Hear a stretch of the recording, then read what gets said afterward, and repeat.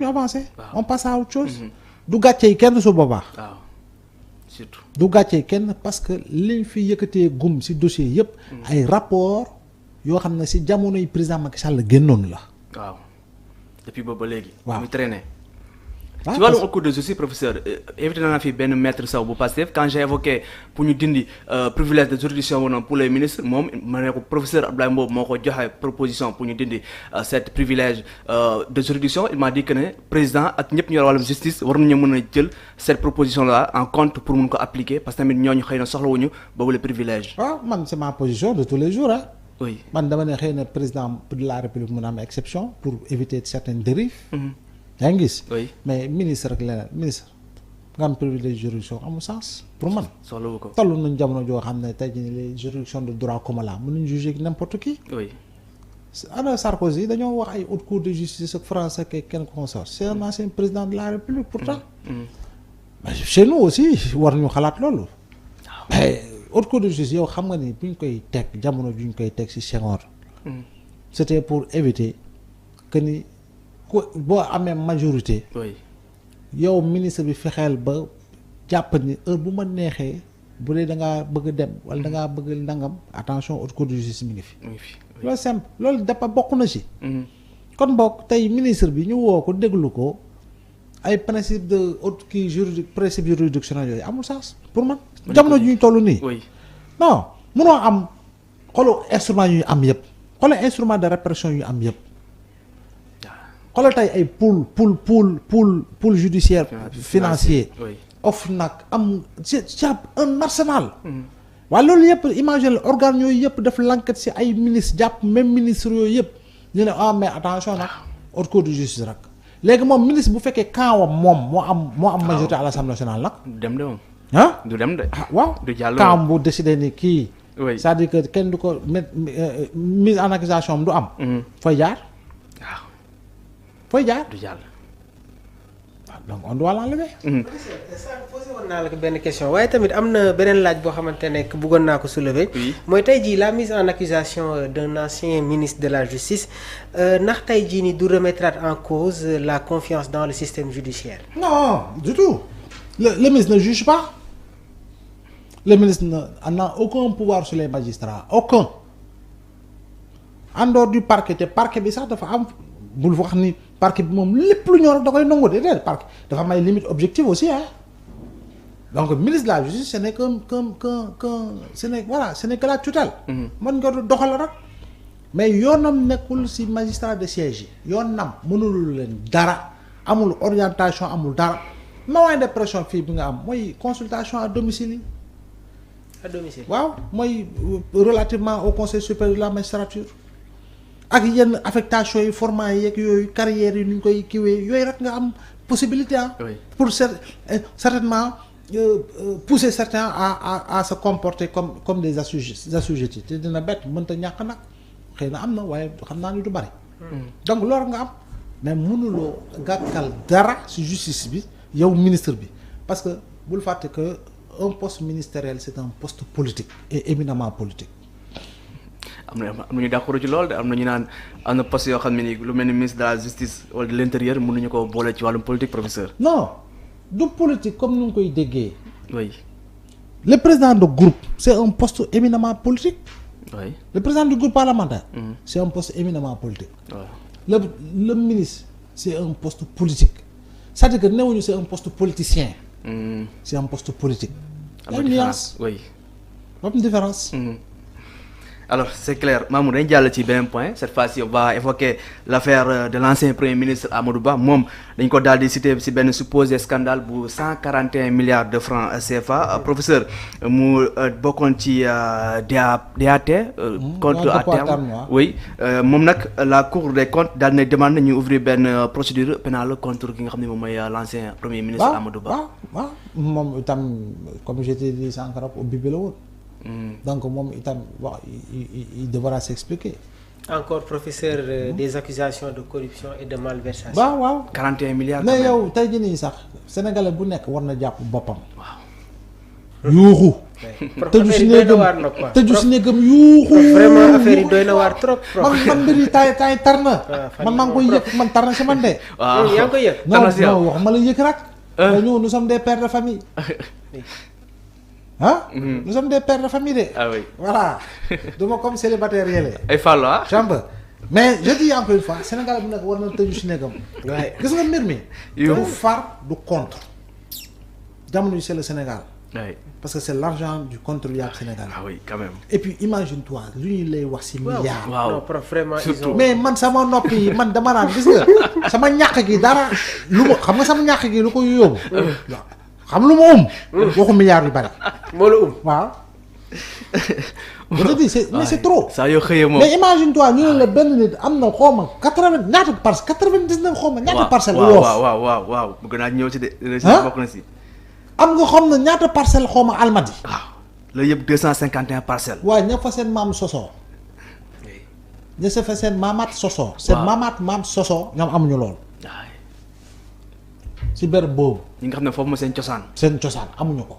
prof sànq rek maa ngi doon waxtaan ak sa maam bu góor moom c'était un ancien administrateur civil mais il se pose des questions même jamono ju mu nekkoon en exercice amul woon yenn privilèges yi wala yenn parcelles yi non sax. c'est clair non am une seule personne. il est vraiment étonné te yow zone de boobu voir encore ces une fois scandales zone là. boobu surtout zone bi. c'est-à-dire que yow benn parcelle ñaata nga koy jaayee. Ah oui. benn.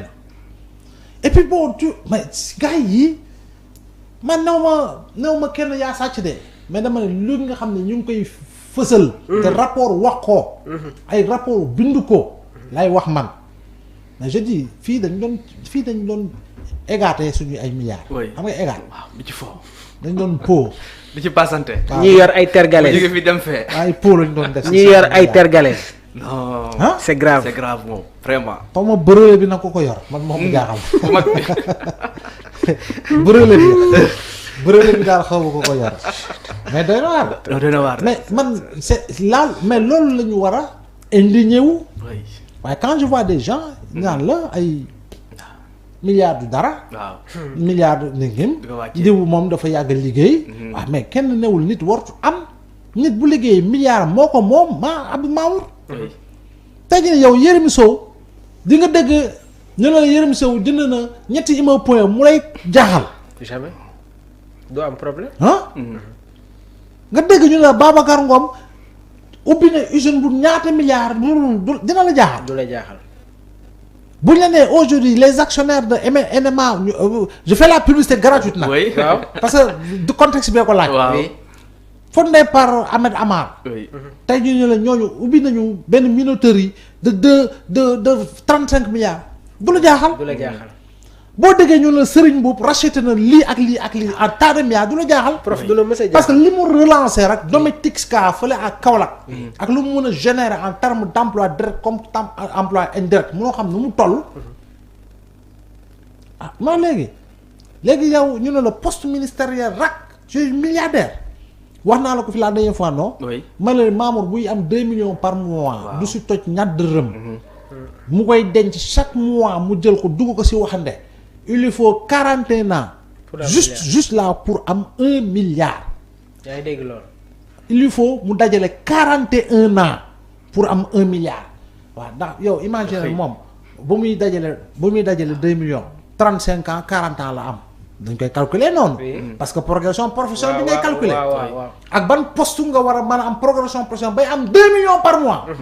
léegi yow nag 41 ans yow diggante bi est-ce que yow est-ce que doo ko matal parce que boobu dem nga retraite. oui. calculer. pour am rek benn milliard. waaw léegi calculer à 35 ans léegi yow 41 ans diggante bi dem nga retraite Mamour. oui. te il faut nga dajale 2 millions yi nga koy dajale doo si jënd tàngal am man benn milliard. pour am benn milliard. benn doo la si ñu laal wax. dara. léegi nag fii ñu lay wax ay 10 milliards ay 20 waaw, milliards ay 50 milliards. oui quand même. fii dana waar de ngay professeur. mesurer Dana waar exactement la gravité des faits. moo Non. ba tey ñun Mais c'est terrible ce qui ñun se pays passe dans ce pauvres pays yi là. ñun pays pauvres très endettés yi c'est-à-dire que oui. bu ñu lay wax ay waxu nit war na tungaañ na milliards. détourné na 20 milliards. ñu ngi soupçonné de corruption de 200 milliards nangam. ñun d'habitude mën nañu ko sax ñàkkal fayda. oui. parce qu'on est habitué. Voilà. à entendre ces voilà genres Oui. parce que d'informations. depuis des décennies Depuis loolu rek ngay dégg. waaw. mais benn moment day toll jamono boo xam benn génération moo war a ñëw ne loolu dafay jeex ah oui. siffler la fin de non la récréation. parce que tubaab yi oui dañ lay jàppee pour fait de corruption day am. day nangam mais xoolal montant yi du am fu mu toll de. te ñoom yoon dafay dal sa kaw média yi mamb la ba dootoo da ngay tëju sax sa néeg dootoo génnati. alors que fi dañ lay tudd nga gën a takk haut-parleur. di wax rek. ba pare. wax ji ñuy wax yëpp toujours man góor laa man ma bàyyee ko man fa mu juddoo. mais doomu aadama boo gis muy dox ci kaw suuf góor la. waaw tam na fu mu bàyyee ko. yaa ngi dégg ba sax doomu aadama booy gis muy dox ci kaw suuf góor la góor mooy tànn simi yëre góor dem sol yëre goree di.